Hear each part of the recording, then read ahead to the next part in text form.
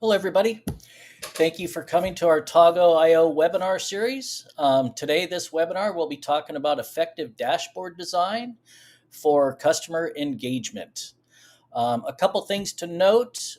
You will see an audience tab and also a Q&A tab on the screen. Feel free to ask any questions throughout the webinar. We'll be glad to address them during the webinar, but please use the Q&A section for that. But with that, let's get started. We have a really good one for you today, so I'm quite excited about this webinar. First off, my name is David Hall. I am the Customer Success Manager here at Togo IO. I also have Klaus Boris, which is a lead software developer here at Togo IO. Both of us will be presenting for you today. So when we talk about get inspired, as a customer success manager, I really do and see customers get inspired with all the self-help and the tools that we have within our platform. So with that, I'm just going to talk briefly about a few of them, and I'll show you in real time. So what you're seeing here is Kickstarter. You'll see many different widgets, lots of cool colors, but the more important thing is there's lots of information here, right? Where you can just see everything in real time. So when you think of Kickstarter, I'll show you a couple different variations, and then I'll show you a live version of it. But when you think of Kickstarter, think of it as a foundation for your project where you can manage different verticals and different organizations within Kickstarter. If you have a starter account or a scale account, you can download it for free. It's free. Once you download it, it is yours to keep. You can edit it and customize it any way you want. That's one thing also I really like about Togo, and people really like, again, I speak with customers all day long, is they really like how customizable Togo is in general, right? There's a ton of customization that you can do, and we really take pride in that here at Togo. This is another type of dashboard. This is really useful. I will show this to you in real time, as I mentioned, but this is also Kickstarter. So when you think of it, what I'm trying to get across here is that it's very versatile. There are so many different things you can do with Kickstarter, and I'm just showing you a few quick examples here. This is another example also of Kickstarter. Again, the color scheme, the picture that on the right there that you can have. Very customizable of what you want to do and extremely flexible within whatever your project is, right? And at the end, I will put my email in the chat if anybody wants a demo of Kickstarter or just a demo of the platform in general, or maybe you just have some general questions. I am always here to help you and support you in that aspect. I love talking with our customers and our potential customers. This is something I am super excited about, and I think everybody at Togo is excited about. Next week, we are releasing a new and improved widget customization kit. It provides greater control and customization options for your dashboard and widgets. And Klaus will talk a little bit more about this, but we're very excited about this. And as I said, this will be coming next week, right? So before I pass, let me share my screen real quick just so I can give you a visual. So this may look familiar. This was one of the slides that I just went through, but this is Kickstarter. So what I did is I downloaded Kickstarter. And again, as I said, when you think of this as a foundation, right? You can build it out any way that you want, really. But there are some fundamentals, right? Is you can have a welcome screen with a cool video in it, such as this. You can describe what your application is, but again, you're going to hear me say customizable a lot. I apologize now. You can really do what you want with this. And this is what I was talking about from organization management, right? So here I have two different organizations, and based on permissions that for my users that use the end user application, they will only have access to one of these organizations, obviously, that makes sense to them, right? And it's really easy to create an organization. So one thing how I want you to think about Kickstarter as well is that we want to make it really easy for your end users to interact with, whether they're in the field or in the office. It's really the ease of use, right, that really benefits your end users, right? So again, you can come in here, you can create a new organization very quickly, just a couple clicks. You could have a plan management as well. and you could also have groups, right? So within the Tago organization, I have these different groups or sites. I like to think of them as sites, actually. So maybe I have, let's just assume here the organization is Walmart. And within Walmart, I have different distribution centers here. And my based on permissions, as I said, only certain people will be able to see the organization. But if I'm associated with site one, I will only see site one. Or you could have it wide open. It's really up to you. Very permission based. But the main thing, there's a couple main things I want to point out here. If I'm in the field, and customers comment on this all the time that they just love how easy this is in the field. If I'm in the field and I need to replace or add a sensor, then basically I would just give it a name, and you, as the developer, as the admin that owns the Kickstarter application in general, on the back end, you will have predefined network selections, the model of sensors that you have available for this particular site. And really, it makes that foolproof for your end user. They're not going to make a mistake in editing this. And it's not just one. You could have a couple different networks here. You could have, many sensors listed here. It's really up to you on how you want to do it. But again, if I'm in the field, I'm on my phone or my tablet, I could just scan the QR code. I could say what group this is associated with, click create, and I'm done. My sensor is added that easy. So it really is very powerful. I won't spend any time on these because we already spoke about these briefly. But again, I just built this out with a little more verticals, right? I have environmental monitoring, energy, so on and so forth. But for your alerts too, I have these set up pretty generic right now, but again, very customizable. I can have alerts based off temperature, geofence, whatever it may be. A door's open too long on a freezer, or maybe you're into agriculture and you really need to monitor CO2 temperatures and things like that. So you can easily generate alerts here within the application. And also extremely popular are the reports, right? So here I can schedule the report, number of days a week. I can do this manually or just have it on schedule to go out in automated fashion.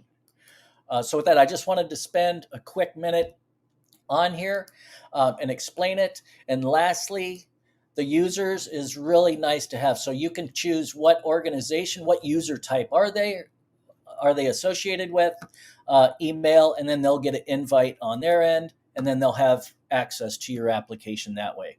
Of course, when they first, if you don't add them here, they can always fill out the sign up page when they first have the URL. Again, we do have a mobile app, and we also build out customized mobile apps for our customers and white label if you so choose to do that. For more information on that, you can certainly ask me. And as I said, I will put my email address in there. I would love to talk as many of you as I can. So with that, let's get into the good stuff. I'm going to pass it over to Claus for his portion of the presentation. But again, I want to remind everybody, please ask your questions as Claus is going through the presentation, and be sure to address them. Thank you. I'll see you guys in a bit. Hey guys, I'm Klaus. I'm very excited to be here. Like David introduced me, I'm a software developer here at Tago.io. I'm in charge of the front-end team.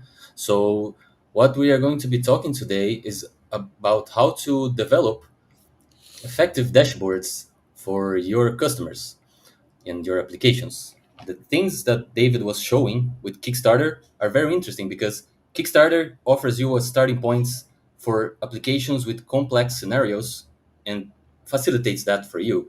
So if you want to do organization management and plan management, it has those built in and you can extend it. But like David also mentioned, once you install it and you start using it, you will be making customizations at some point. You will be changing the dashboards, you will be editing things and adding more widgets and customizing the visuals and themes and all of those things. And for that, we offer a lot of functionality. We offer the necessary building blocks for you to build robust applications. So at this point, at this presentation, I will be talking about how to communicate effectively to your customers and end users. How should they the information that they need to be acting upon, or the information that they need to be looking at to make quick decisions in a pinch if there's a situation that needs to be addressed, or even to analyze over time things and make informed decisions. So data visualization is not that simple, in the sense that we need to understand not only what the information what is the information that we have, and also how to communicate it effectively.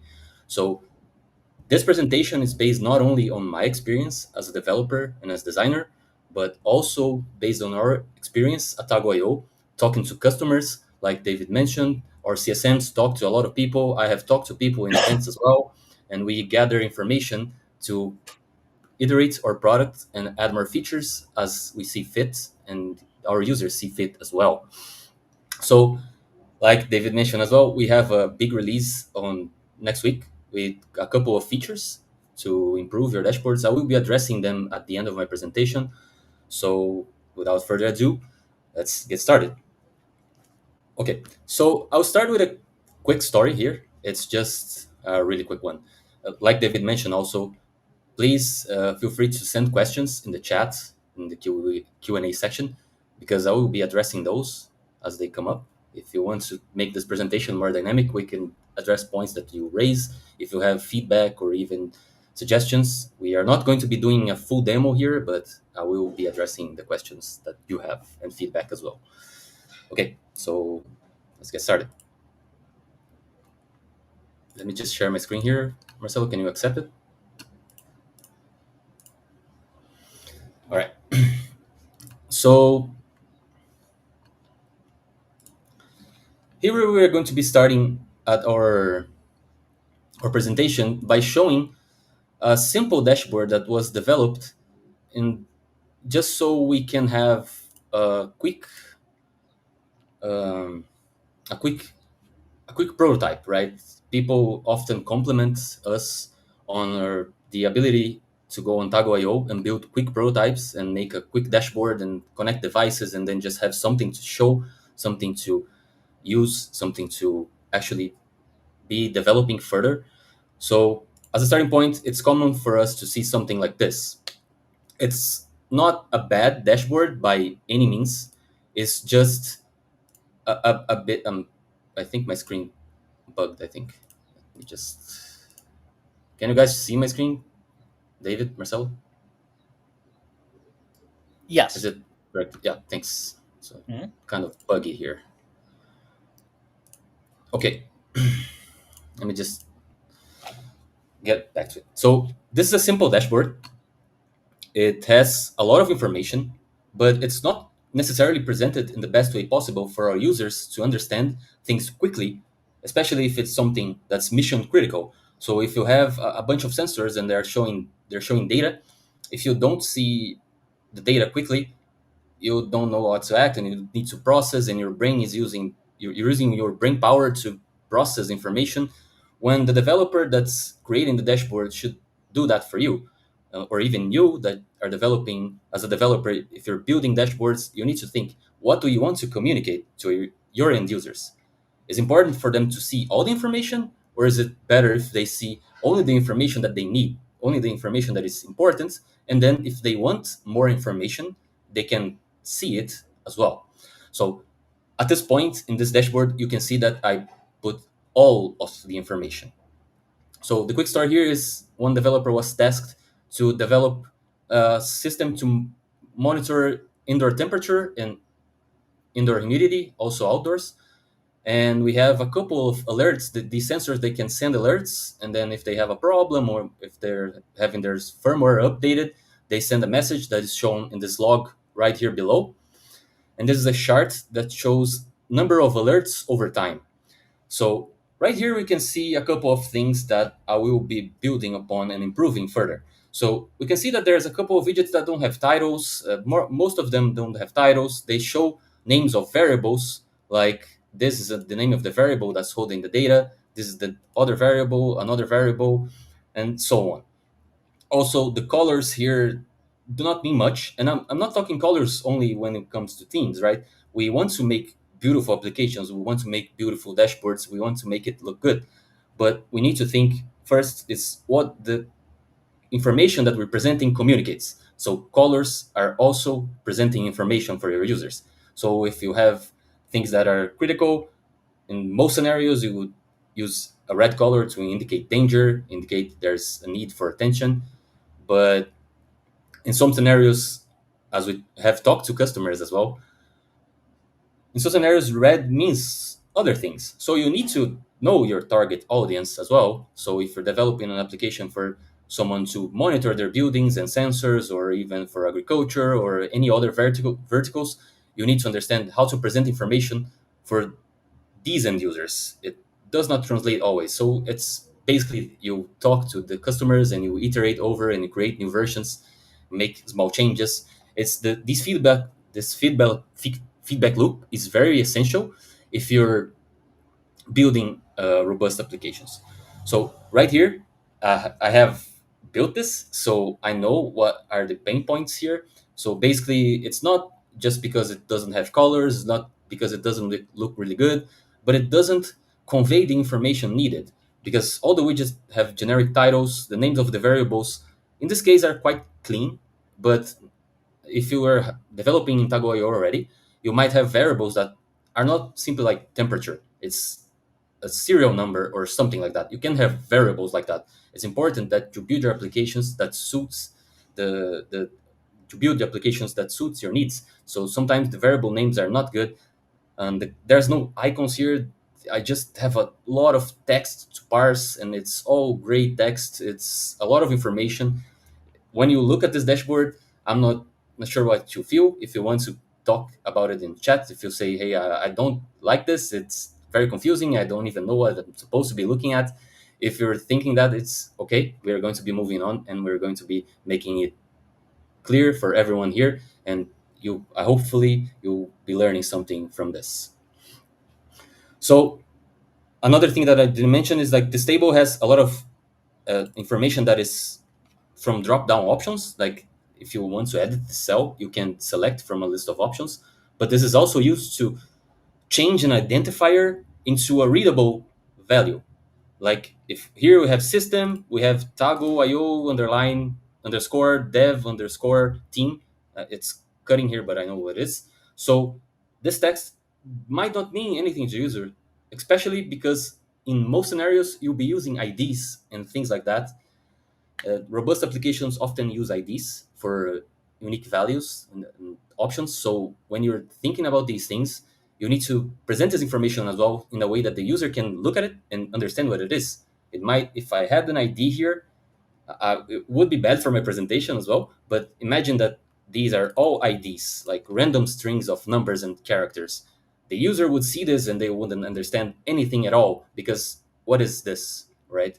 False and true, it might mean something, but all of the variables here, all of the columns here are mentioning that they use the same variable, which is sensor underscore log.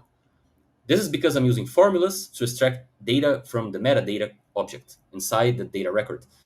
We have a lot of webinars on our YouTube channel, and we present them constantly. If you need to understand better about these things regarding applications, we have a lot of things, a lot of material, and our learning center covering topics like effective use of data records and dashboards with metadata and formulas and things like that. So in here, we're seeing a lot of information, and now I can actually make improvements on this. So if you have feedback, again, please let us know in chat. So moving forward, we are going to be adding more context to this dashboard, because like I mentioned, there's a lot of information. There's no context regarding what the information actually means or what it is. So in this sense, we now have titles and widgets. It's a lot of text still, but it's like starting to look nicer, right? So we have text here for organization. We have text for indoor temperature and all of these widgets. We also have labels instead of only using variable names. So here I have a label that mentions what this number is. And here we are also using drop-down options to replace those values that I mentioned that can be really raw values. They can be IDs and things like that. So here we can see they have been converted to text, readable text. So if you look at this these widgets now, you can actually understand the information better because the text is explaining what's the context of the information is. Because before we had like a number in this widget, like there was like 21, and if we know temperatures, we know that 21 doesn't mean anything, especially if you have global users, if you have users in different countries, or even users with just different preferences. Maybe I'm from the US and I know Fahrenheit better than I know Celsius, which is quite common. I know Celsius better, but some people in scientific areas know Kelvin a lot, so it's simple to reason about and different values. So we have customization options for your users to see this information using their unit preferences as well. I will be addressing this at the end of the presentation, showing how to change it. Right now you're seeing Celsius because I'm on admin and my preferences are on admin are just the default, right? So I don't have an user here to select my preference. I'm a developer on Tago.io admin. So I use this platform like you do if you want to develop your dashboards, and you build dashboards and your end users will be accessing it through Tago Run. I'm not sure how familiar you are with these terms. I will be showing everything here. And as a quick side note as well, we are working on a new onboarding process that will be coming in the next couple of months. It's really cool and is complementary to the Learning Center. Again, if you don't understand, please ask questions. We'll address them. So here we can see that there's the information looks, it has context. So, but still, there's a lot of information. I'm not sure what these lines in this chart mean because they're. I can read the legend here below, but I need to look at this green line and look at it to understand what this color green means. Because if we're talking about severity, we usually are going to be thinking about like green or blue for success or low severity, and we're going to be thinking about red for danger and alerts, and we're going to be thinking about yellow or orange for some warnings. These colors are like I mentioned in some contexts you will you be using red for to mean something else that's not a danger alert or something like that. But usually, especially when it comes to web and UIs and interfaces and applications, it's a good rule of thumb to just use red for danger and just use blue for success or informational alerts. And then, but these lines in this chart, I can just look at this chart and just understand it. I look at it and then I need to look at the legend and see, hey, maybe this green line is severity 3 and then this is severity 2. Then I keep looking at it. It it's not simple for my brain to parse. Of course, everyone can understand this with time. Everyone can learn how to use these things. We usually stop complaining about some things when we get used to them. But that doesn't mean that we don't have room to improve. We have a lot of room to improve here because now we have more context to the information. But again, we still have a lot of information here. So let's start making this a little bit better, right? So for us to think about improvements here, let's start with visual improvements. Let's make it look a little bit nicer so we can think about what information is actually necessary so we can make use of the space available in the screen. And we can also start to see things shape up, right? Because often we have a simple dashboard and we see, hey, maybe this doesn't look good. Maybe if we just change colors really quickly, we can see the dashboard, it's looking a bit nicer now. We have removed those variable names because they were starting to get redundant. I don't need to know that this variable here is called indoor temperature because the widget says it. Same for the other widgets. Also here, I don't have Tago.io because that was referring to the blueprint. Usually in applications, when you have multiple organizations and sectors and buildings or even building blocks, things like that, when you're building applications with that sort of hierarchy, you will be using blueprint dashboards because they allow you to scale up. So once you're looking at the dashboard, this information here is right here at the top, right? I can see that the organization is Tago.io, but sometimes I'm in full screen mode or I want to hide this to make effective use of the space available. So if I hide this, I don't see the organization that I'm in. This is why I removed that widget that was showing text, meaning that the organization was Tago.io, and I changed it to an image. But that could be a camera as well. We can add a video feed from the office, from our headquarters in Raleigh. We could see these things as well. We could add this information if it's important for the users to see. So right now, the icons below also are more meaningful now because these are icon widgets all along. They just didn't have icons, but now they do. So we have an icon widget showing the amount of active severity 1 alerts, and the same goes for severity 2 and severity 3 here. So if I want to see what is a critical situation, I can just look at the screen and start looking at the red things, right? My brain will get used to that. So I just look at the screen, I see red here, I see red here, and I see red rising here. So I have a couple of alerts that started popping up at 9 a.m. So it increased to danger alerts. Now I can read this information way way faster, right? So and it's easier on my brain as well. So I just look at this and I know what to look at. And if I want to see maybe if I didn't have these severity 1 alerts, I could just look at the warning alerts. Maybe a situation could rise, could something could happen in the next couple of hours because maybe my devices are sending a lot of alerts. Maybe they're not checking in. The message here states that there are alerts here in this log, but right now you cannot see it, right? Because it's kind of cramped. We will be talking about this in the next step. But right now, let's just take a look at this. Let's look at the information. Do we need everything here? Do we want to, for our customers, for our end users, to see all of this information readily available? Do they just open this dashboard and is this all we want to show them? Is this everything?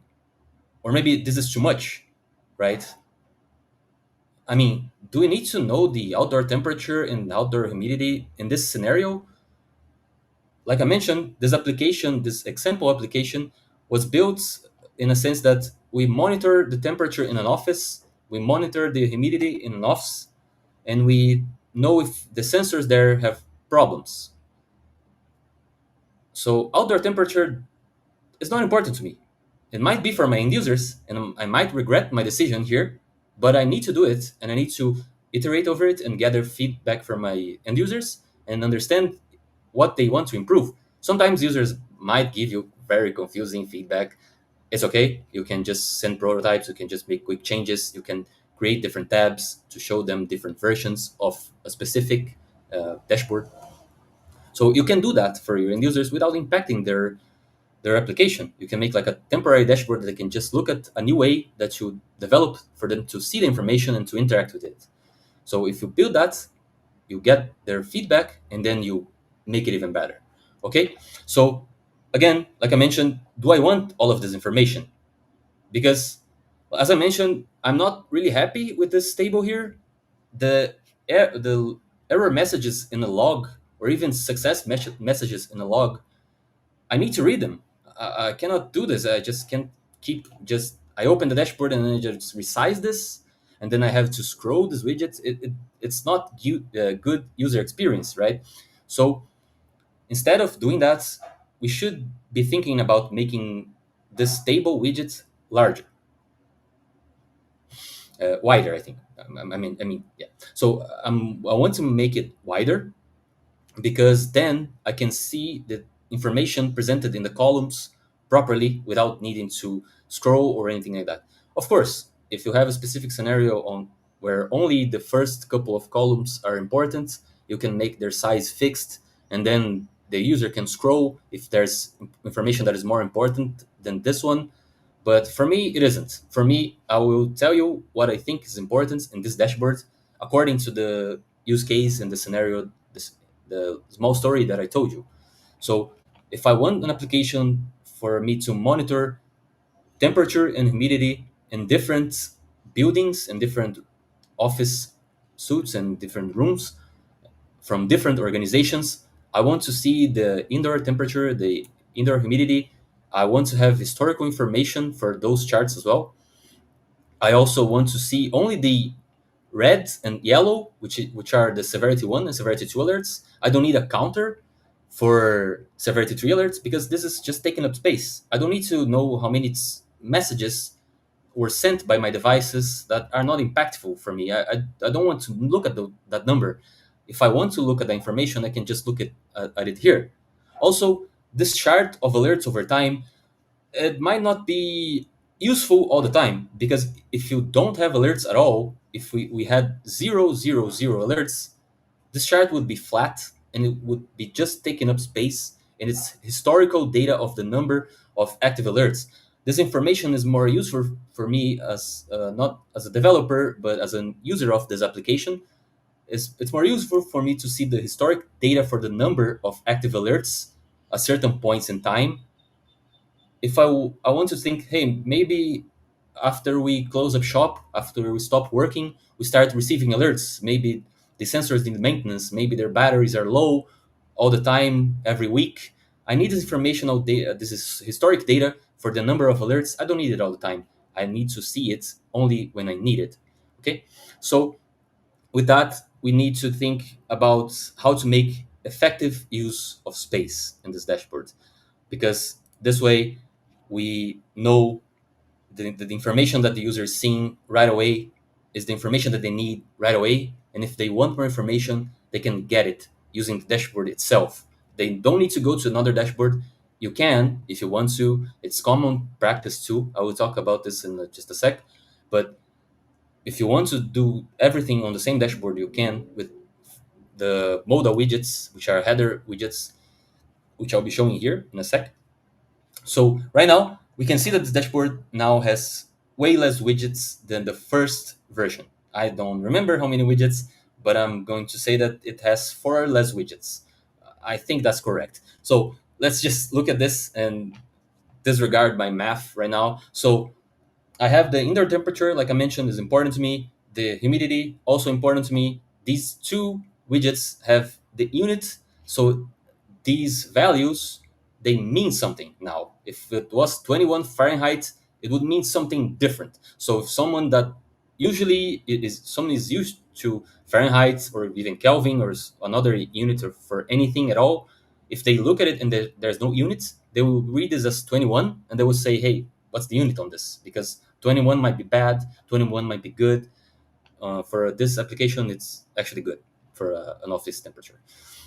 So again, like I mentioned, also the icon widgets indicating the amount of active alerts. I only want to see what severity 1 alerts and what severity 2 alerts I have. So if I have severity 1 alerts, like I have 2 here, I need to act on them. I need to fix these problems, because otherwise my whole application is impacted. So, of course, in the sense, in scenario, I mean like the building for Tagoyo headquarters, right? So not every client, every customer, every single user, every single sensor, no, but in this scenario, my Tagoyo headquarters sensors are showing problems. They are having a couple of problems, and we have a couple of active alerts that we need to deal with.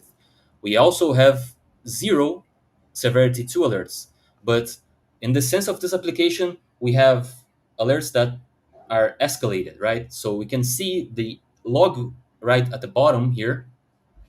Now we can read those messages, right? So we can read that, and if we read from the bottom up, we can see that at first we have updated the firmware and restored all sensors with success. Okay, so there was a firmware update. Then we move on, and then the indoor sensors start to fail the check-in. So let's pretend, and the scenario is all made up, but you can do that in Tagoyo.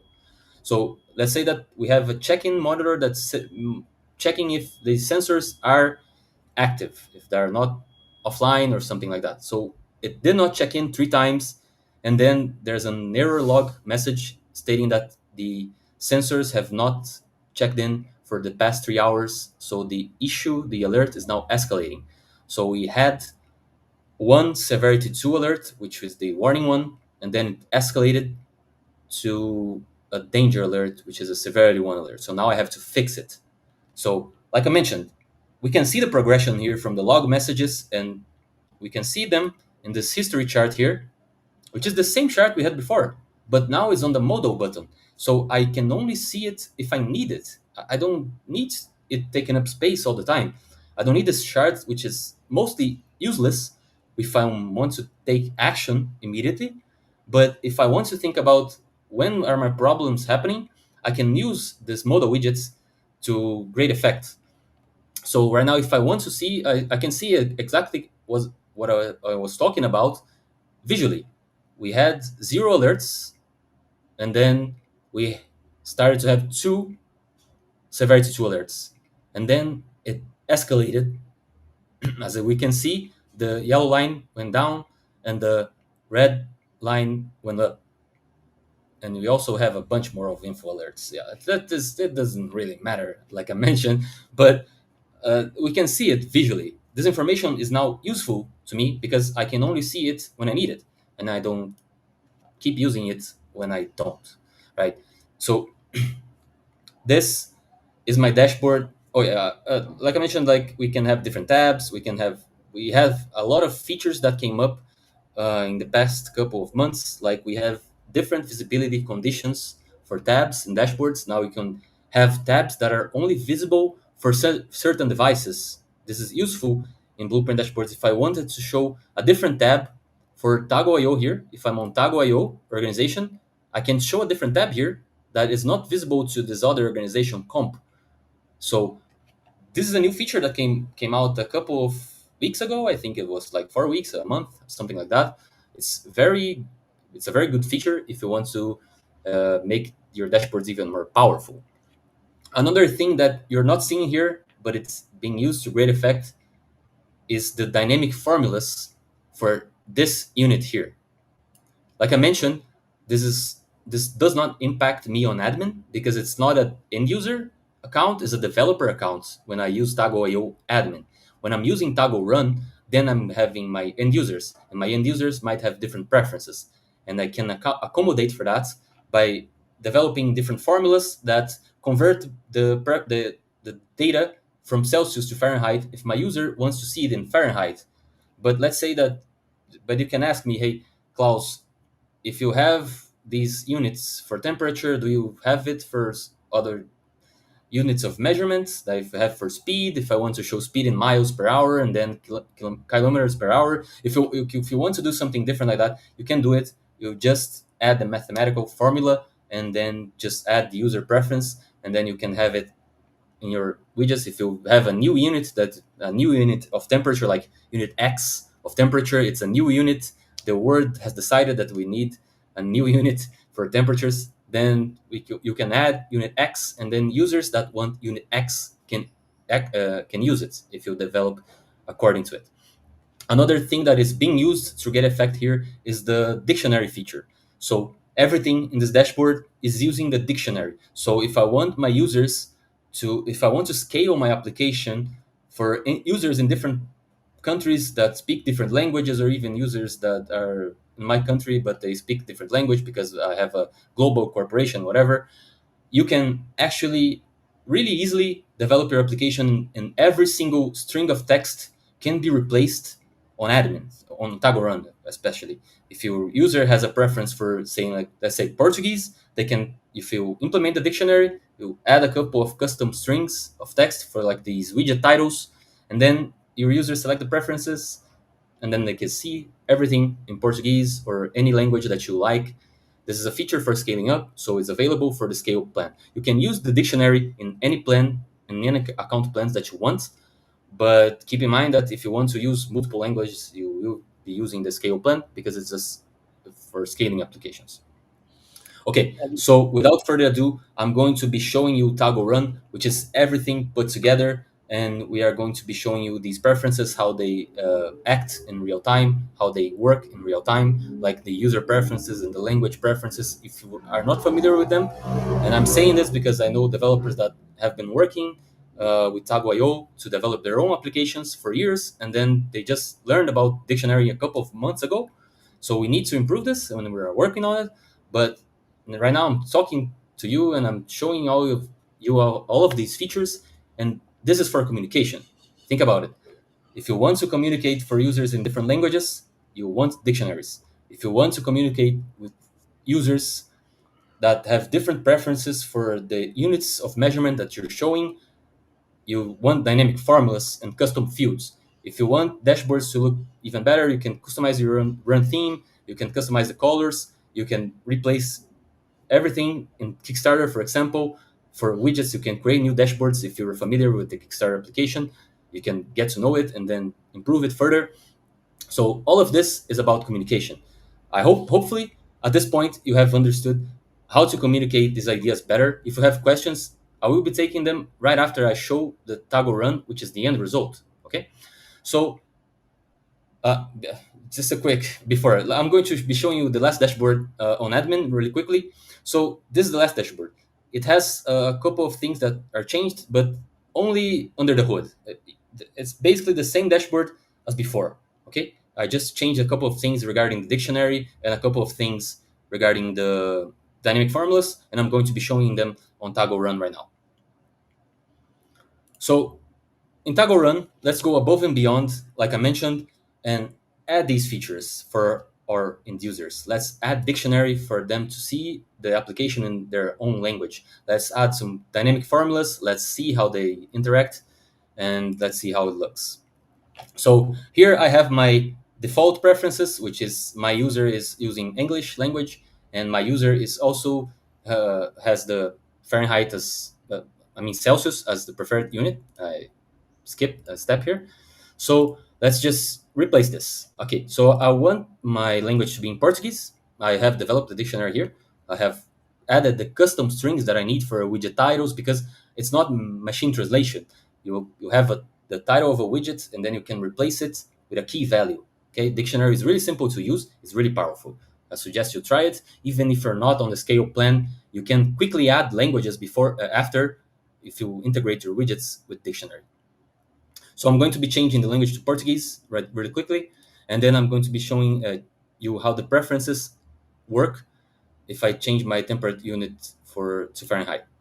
So I'm going to be saving my preferences, and then I'm going to be showing you this. Okay, so now every single bit of information here is translated. You can, I'm not sure if you know Portuguese, but it doesn't matter. So you have been seeing the same things, but in English, and now it's all in Portuguese. So we have this button that has a custom text, the tabs, even this text on the blueprint device, the title of the dashboard, the subtitle of your application as well. Let me just fix this really quick. Okay, so the unit preference, like I mentioned, it was 21 Celsius, right? We can see it in Celsius is 21. But simply by changing my user's preference from Celsius to Fahrenheit, my widget has updated and now it shows Fahrenheit here. And we can see this unit, it's percentage, it doesn't change at all. And we see that all the text, even here, is now in Portuguese. There's nothing that is not in Portuguese. This button and the text on this widget here, it's Portuguese. Everything is replaced. And then if I just show you, just going back to it really quickly. So if I change again to English and I'm going to change back I'm going to be leaving Fahrenheit. It makes more sense, right? So it reloads and then I have monitoring here and I have all the text in English now. So that's it. I will be answering questions if you have them. David, I will be sending it back to you. Thanks, guys. Uh, Hopefully you have Claus, learned something from this. Claus, we do have one question from Scott. Okay. He's asking, what hardware is this running on? Does it run on local PC or in the cloud or something like AWS? Okay. Yeah. So both. The good question, Scott. I'm going to be answering you. So for Tago.io admin and Tago run, these are cloud applications. So if you want to store your data in the cloud, you're going to be using Tago.io admin to send your sensors data and develop dashboards that will be accessible to your end users with Tago run, where you can have not only a custom mobile app like David mentioned, and there's a free one as well, but you can also have custom domain. You can have dictionary, like I mentioned. You can add your own, like I mentioned, the custom domain, but you can basically white label it. And your end users can have different permissions. They can see different dashboards. They can see different widgets. They can access different devices. That you can do a lot with Tago Run, and you build it using Tago.io admin. We do have Tago Core, which is for the edge. You can use it similar to Tago.io admin. It does not have dashboards, and it does not have a solution for end users, but you can use it to get data from sensors closer to the devices. Let's say you have a farm, you have a Toggle Core instance running there, and then you send data to Toggle Core. And then if you want to, you can sync with our cloud and then show this data in the dashboards that you have. You can do that using Toggle Core, and then the latency to send sensors data is really quick. It's the latency is low because the Toggle Core is running closer to your sensors. So for local development and for on premises, basically you will be using Toggle Core. But if you want visualization and portals and access management, which is actually really hard, and single sign-on and all of these things, these niceties, we have it on our platform, which is cloud-based. Hopefully, it answers your questions, Scott. If you have any follow-up, you can let us know. Thank you, Claus. Thanks, David. Mhm.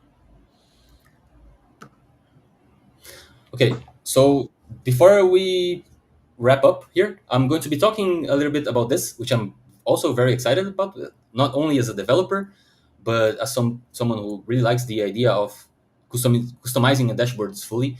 So now you can see on the screen, it looks like a sky with some widgets, right? But it looks the text. If you want transparency, you know that the contrast can look really bad if you have a noisy image, right? If you have a lot of clouds at the top there, it will be hard to read. So we are going to be releasing the option for you to blur the backgrounds, the transparent backgrounds on your widgets, so you can have this frosted glass look or a glassmorphism, whatever you want to call it. It looks really good, but if you look at it, there are a couple of widgets there and they are all put together. We are also going to be releasing an option for you to customize the widget frame. So you can change the roundedness of the borders if you want to make your widgets square, or if you want to round the borders even more, the corners. But you can also put widgets together. If you want some widgets, if you want, they in sense like the icons that I had previously, they are three different icon widgets, but I can make it look like one, and I don't need to use a custom widget for that. I can just use the native offerings for widgets that we have. And we can also see that there's no title bars, and it can be hidden. Only when you hover over they can be shown. This is going to be released on Monday.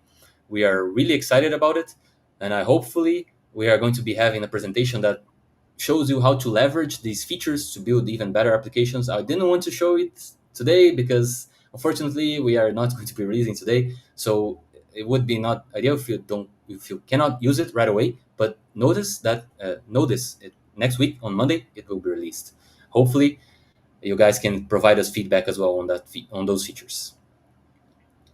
Thank you, Claus. Thank you Very good. guys. I almost think of this image that we have here of it's seamless, right? Because you can't really see the edges of the widgets, so it's almost seamless. It just flows so nice. So thank you for that. Okay, so we had quite a bit of information here. I would definitely sign up for our newsletter. You get a lot of good information there as well. Um, that goes out quite often, and we've been really enhancing that. So I get a lot of feedback on that. The newsletter is very popular, but if you want to find out of things that are come out or things that are coming out, that's a good place to start. As always, I am available to you at any time. My email address is in the chat. Feel free to reach out to me. And other than that, I would just like to thank everybody for joining us today. It was really good. And hopefully, we see you on the next one. More to come. Thank you. Bye bye. Thank you everyone.